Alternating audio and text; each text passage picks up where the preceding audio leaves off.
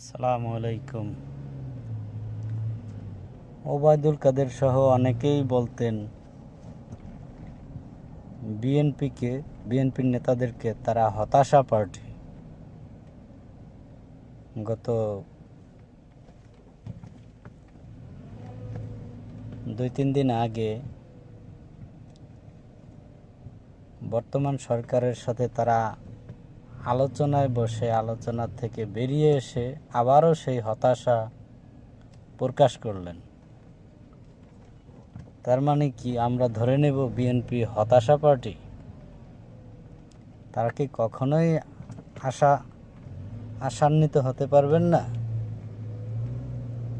তারা জনগণের জন্য তো কিছুই করেন নাই গত 17 বছরে।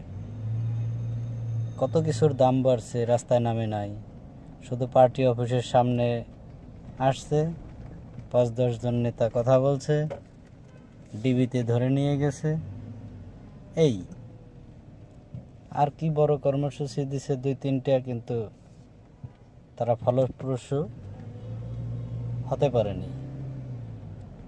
সেগুলো কি জনগণ ভুলে গেছে?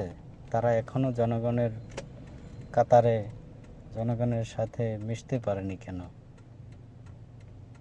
এটা আমার প্রশ্ন। তাদের হতাশা থেকে নয়, তারা যেন হতাশ না হন, আশাহত হন, জনগণের ভাষা বোঝেন, প্রতিবাদের ভাষা বোঝেন। আল্লাহ হাফেজ।